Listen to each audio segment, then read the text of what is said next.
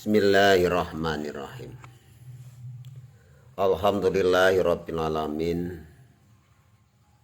Asyhadu an la ilaha illallah wa asyhadu anna Muhammadar Rasulullah. Allahumma shalli wa sallim wa barik ala sayyidina Muhammadanil fatihi lima uhlika wal khatami lima sabaqa nasirul haqqi bil haqqi wal hadi ila siratikal mustaqim. Sallallahu alaihi wa ala alihi wa ashabihi haqqa qadrihi wa miqdarihil azim. Rabbi shrahli sadri wa yassirli amri wa hlul 'uqdatam min lisani yafqahu qawli, amma ba'du. Pada semua saudaraku dimanapun Anda berada, yang saya muliakan dan insya Allah yang dimuliakan oleh Allah, dan selalu mendapatkan syafaat beliau Nabi besar Muhammad sallallahu alaihi wasallam fi hadza zaman hatta yaumil qiyamah. Allahumma amin. Alhamdulillahirabbil alamin. Di detik ini kita masih diberi kesehatan, diberi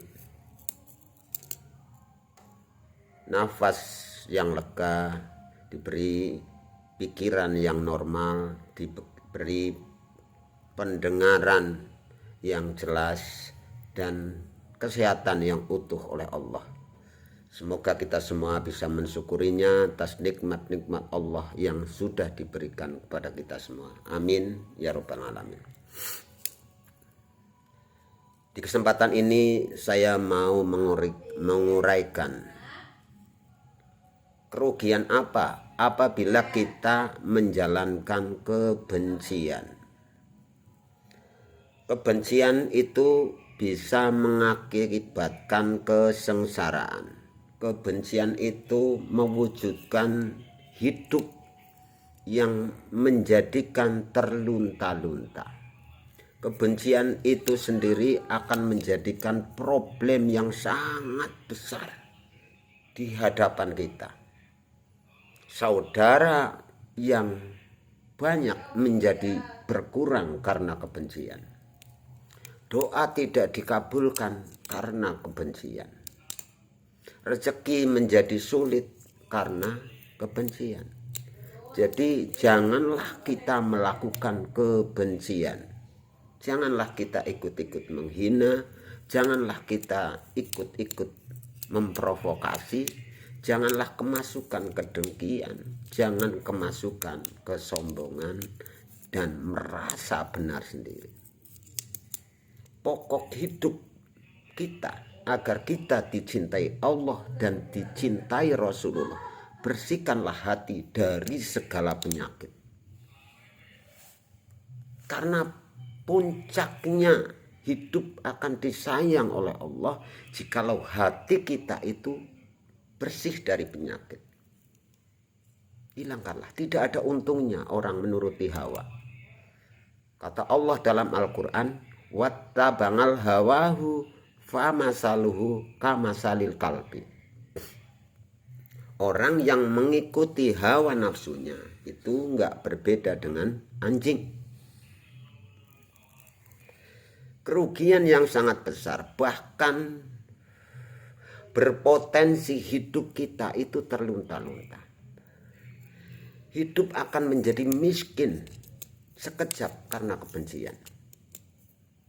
Yang pangkatnya tinggi akan hancur juga karena amarah kebencian. Kebencian itu merusak segalanya. Coba kita pahami. Itu sesuatu yang sangat dibenci oleh Allah dan dibenci oleh Rasulullah.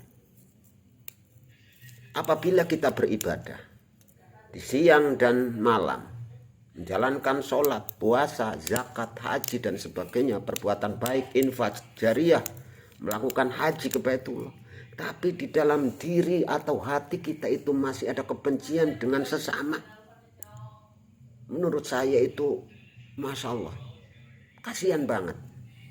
Kasihan dengan apanya? Dengan ibadah kita. Karena apa? Kita masih didudukan atau digolongkan oleh orang yang sangat jauh dengan Allah. Karena suatu apa yang dilakukan oleh manusia itu dibenci oleh Allah, kita lakukan.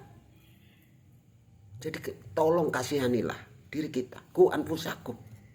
Jagalah dirinya sendiri. Hilangkanlah kebencian, karena kebencian menghancurkan segalanya. Contoh saya menghancurkan segalanya. Banyak contoh sudah. Saudara bisa berkurang. Entah itu saudara kandung, entah itu saudara darah, atau saudara muslim, saudara mukmin. Andai kata kita memiliki kebencian di dalam diri kita, itu percuma kita ibadah. Buat apa kita ibadah? Kalau masih kita menanam di dalam batin dan pikiran kita benci kepada sesama. Walaupun posisi kita itu benar, dibenci, doakanlah yang baik. Itu anjuran Rasulullah. Beliau kanjeng Nabi tidak pernah mengajarkan kepada kita semua itu suatu kebencian. Karena benci itu menghancurkan segalanya. Buat apa kita menuruti hawa yang ada dalam diri kita? Padahal hawa yang kita ikuti itu sendiri akan menghancurkan diri kita itu sendiri. Rezeki jadi sulit. Contoh, kita punya hubungan dagang pada orang yang bertahun-tahun itu menguntungkan, atau langganan itu menguntungkan kita. Ada masalah kecil, hanya dengan kebencian amarah yang kita luapkan, akhirnya orang itu tersakiti sampai kapanpun gak mau membeli dagangan kita. Apa yang kita tanam itu akan kembali ke diri kita. Siapa yang rugi? Kita rugi. Rugi dibenci oleh Allah, rugi rezekinya menjauh dari kita. Saudara pergi dari kita. Coba kita pikir dengan akal yang sehat. Apa untungnya manusia itu menjalankan kebencian? Apa untungnya? Saya tanya kepada kalian semua. Kerugian yang ada. Makanya saya bisa mengatakan kebencian itu bisa menghancurkan segalanya. Entah itu rezeki, entah itu karir, entah itu pangkat, entah itu kedudukan, entah itu materi. Sebesar apapun pangkat, sebesar apapun hartanya, aku yakin orang yang masih tertanam kebencian tidak akan bahagia hidupnya. Camkan itu. Hanya selalu menuruti apa yang kita kehendaki diri kita, tapi tidak melihat ayat-ayat dari Allah. Kita lihat bersama. Allah berfirman, innamal mu'minuna. Di situ ada kalimat inna. Sesungguhnya orang yang beriman. Itu peringatan dari Allah. Itu ditujukan bagi orang yang percaya kepada Allah. Innamal mu'minuna. Sesungguhnya bagi orang yang beriman. Bagaimana kita bisa memberikan motivasi kepada kita? Kita sudah percaya, yakin, iman kepada Allah, iman kepada Rasul-Rasul Allah, iman kepada Nabi-Nabi Allah, iman kepada kitab-kitab Allah, iman kepada hari akhir, iman kepada qadar-qadar. Tapi iman itu dirusak oleh kebencian kita itu sendiri. Innamal mu'minuna. Sesungguhnya orang yang beriman. Diteruskan ayat itu, ikhwatun. Itu ikhwatun, saudara. Entah itu yang sudah dikenal, entah itu orang yang belum dikenal, semua itu saudara. Betapa menangisnya kalau kita memikirkan ayat Allah ini, kita memberi kebencian. Makanya saya sering ngomel. Dibenci atau tidak dibenci silahkan saya di media. Janganlah suka membenci. Janganlah suka menebar kebencian. Janganlah senang menebar kedengkian. Memprovokasi apalagi di media. Karena itu dilarang oleh Allah. Bukan saya yang melarang, tapi Allah. Bukan saya itu seenaknya sendiri. Ada pesulap merah menghina Samsudin. Gus Samsudin tidak terima dengan dibalas kebencian. Saya tidak mendukung siapa di situ, salah semua. Pesulap merah salah, Gus Samsudin salah. Naja, itu channel Naja juga membenci Gus Samsudin. Silahkan kalau tidak takut dengan Allah, lakukanlah semau Anda. Mau membenci sesama, mau membenci sama mukmin muslim, silahkan. Itu pilihan hidup Anda. Saya di sini berperan menyampaikan apa yang ada di dalam Al-Quran. Saya teruskan. Innamal mu'minun ikhwatun. Sungguhnya orang yang beriman itu ikhwatun, saudara. Di situ ada kalimat wa aslihu.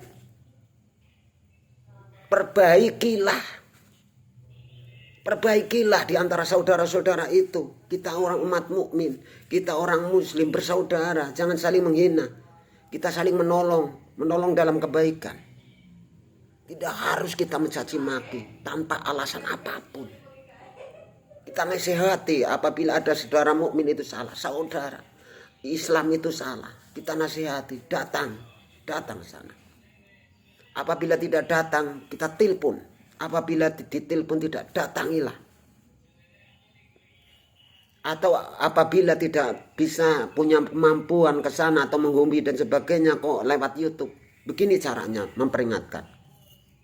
Tolong untuk Gus Samsudin, agar supaya masyarakat itu tidak tertipu oleh trik atau pengobatan yang semua media trik, tolonglah, kasihanilah itu saudaramu, hei Samsudin, dengan cara itu. Tapi jangan mengorek-ngorek kebencian yang luar biasa.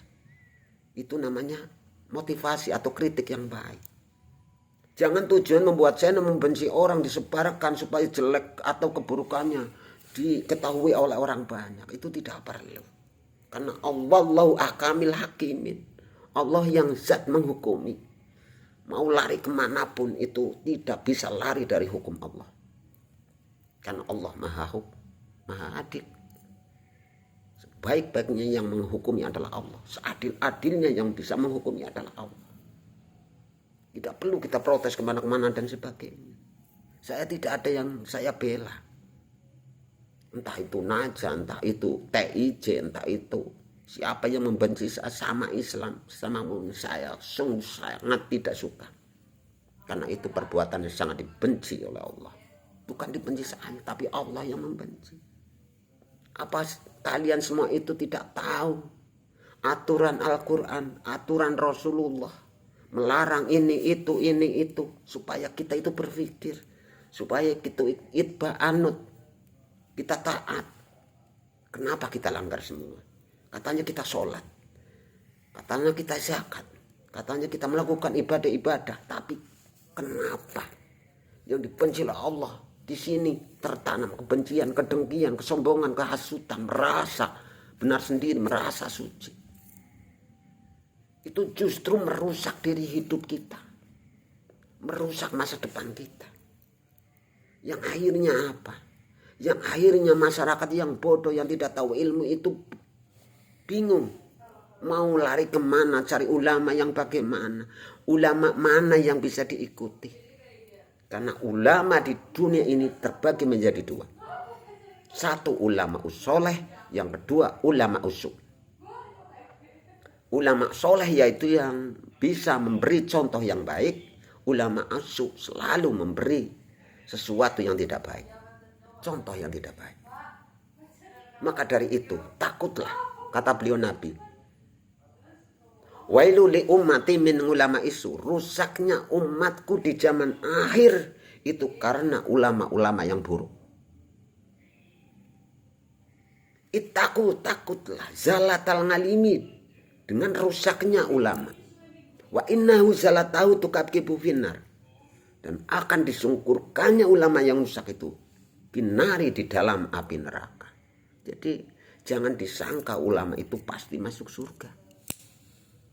Ada pemahaman yang tidak baik dan ada golongan-golongan yang keliru memahami Al-Quran itu sendiri. Ada juga yang mengharam-haramkan, meriba-ribakan, membid'ah-bid'ahkan, ziarah kubur, tahlilan dan sebagainya. Jangan seperti itu. Kita orang mukmin itu saudara.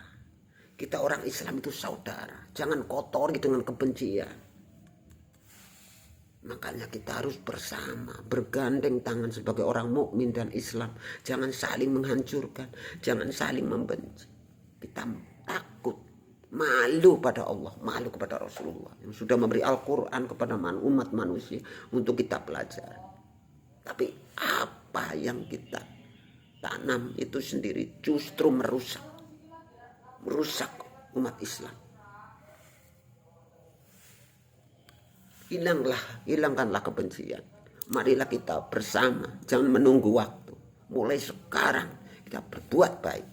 Tekad berbuat baik akan menjadikan tumpuan hidup baik.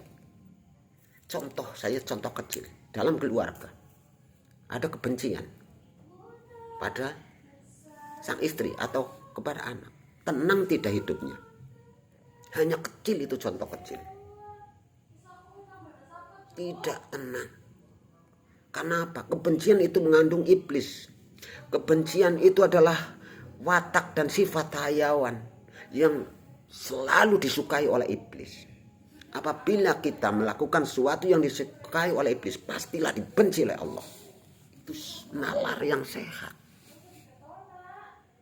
Apa tidak malu kita mengaku umat beliau Nabi, tapi kita tidak mengikuti? Buat apa? Buat apa kita membaca sholawat, tapi tidak mengikuti jejak Rasulullah? Buat apa kita sholat? Buat apa kita zakat? Kalau kita melakukan yang tidak dianjurkan oleh Allah, sekuat tenaga kita, sekuat pikiran kita, jauhi. Karena apa? Itu merusak hidup kita, merusak tatanan kita. Lakukanlah sesuatu yang baik, jangan menunggu kapan-kapan. Dan di mana, dalam situasi apapun, dalam situasi apa, jangan. Mulai sekarang kita merubah hidup kita karena kita ingin dirubah oleh Allah. Berbaktilah kepada orang tua. Karena ridullah wa ridul walidain. Ridhonya Allah itu tergantung kedua orang tua. Apakah ridho itu? Apabila kita ridho dengan sesuatu yang kita lakukan, pasti Allah akan ridho kepada kita. Tapi apabila kita itu punya unek-unek, apabila kita melakukan itu tidak ikhlas dan ridho, pastilah Allah tidak ridho.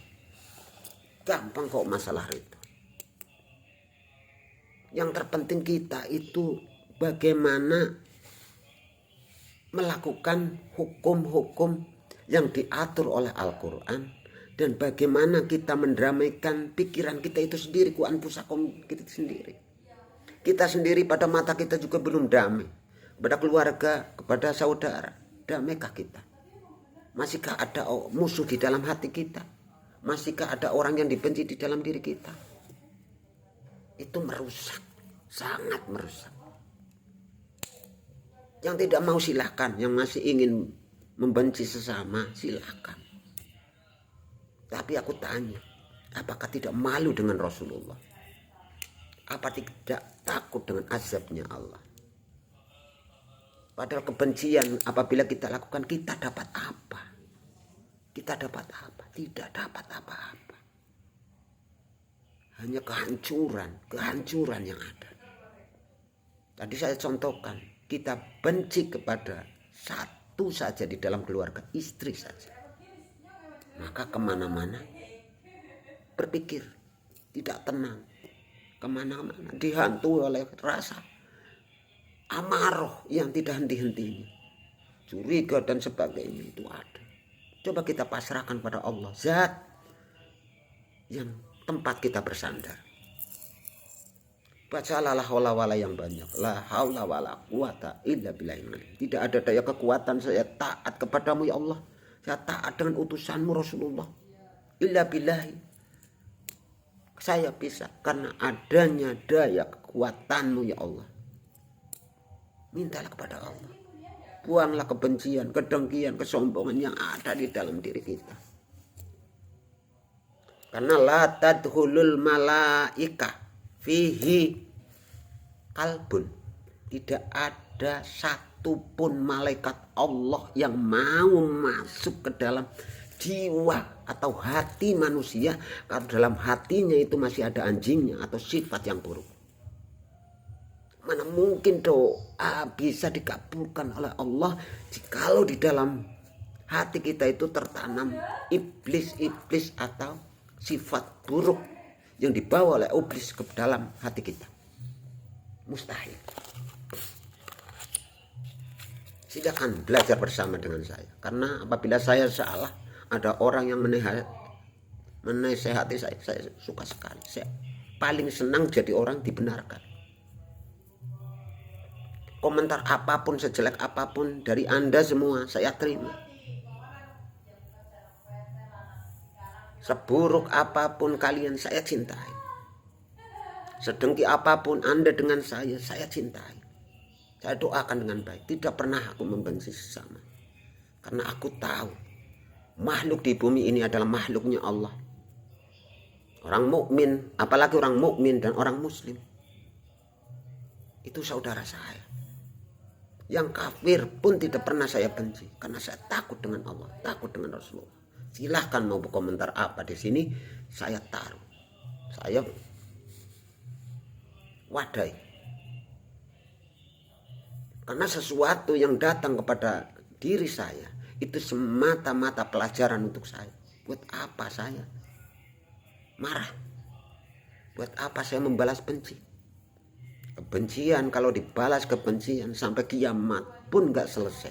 Padahal ada pesan dari Rasulullah, apabila manusia sakaratul maut mati membawa kebencian, ada orang yang belum dimintai maaf karena benci-bencian, itu sulit masuk ke dalam surga. Yang rugi itu siapa? Disitulah kita harus berpikir. Lil ulil albab, orang yang punya angan-angan yang baik, berpikir. Karena walayakum bima anzalallahu faulaika humuz zalimun. Orang yang menghukumi, orang yang memberi fatwa, memberi ilmu, mengajari ilmu, mendidik ilmu tanpa dasar hukum-hukum dari Allah, faulaika humuz zalimun. Sungguhnya mereka itu adalah golongan orang yang zalim.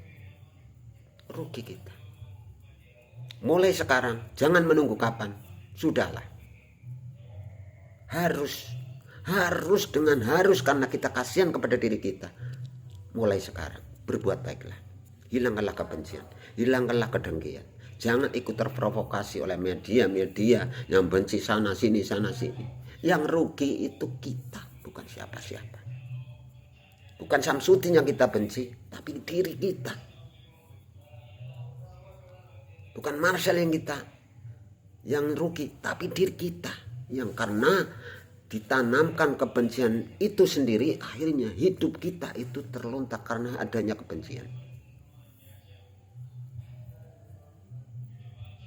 Coba dipikir dengan nalar yang benar, nalar yang bersih, nalar yang sadar. Jangan kemasukan sesuatu yang menjadi goncangan dalam akal pikir kita, sehingga kita terbawa arus waktu yang menjadikan kita itu sendiri lupa akan hukum-hukum dari Allah. Dengarkan kalimat pesan dari Rasulullah.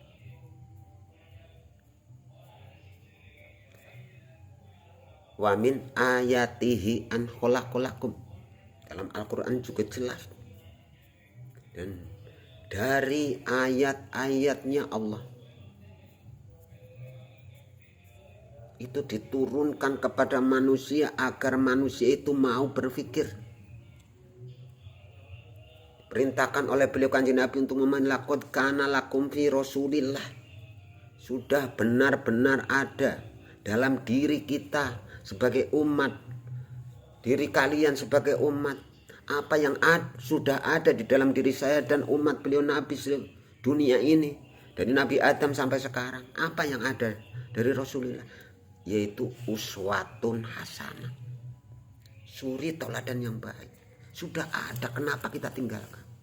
Sudah ada, kenapa kita tidak melakukan, tidak mewujudkan? Hanya ada, tapi kalau tidak dipakai, punya paku, punya pisau, tapi cara memakainya tidak bisa, itu hanya bisa melukai orang.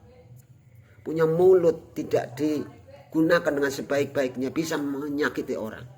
Buat apa kita diberi mata, hanya bisa menyakiti orang. Beri tangan, menyakiti orang. Beri telinga, hidung dan sebagainya, digunakan hanya untuk menyakiti orang. Buat apa? Apa hasilnya, apa untungnya, apa yang kita dapat? kehancuran. Kalau tidak percaya silakan amalkan. Kalau memang kalian itu yakin dengan keburukan itu bisa membawa berkah, saya mau belajar sama kalian semua. Jadi saya apabila ada kesalahan yang saya sengaja dan tidak sengaja, dari awal dan akhir, saya mohon dukungannya. Semoga channel ini menjadi channel yang mubarakah. Usikum nafsi bitaqwallah, wallahu muwaffiq ila aqwamit thoriq. Ihdinas siratal mustaqim. Mohon maaf lahir dan batin. Assalamualaikum warahmatullahi wabarakatuh.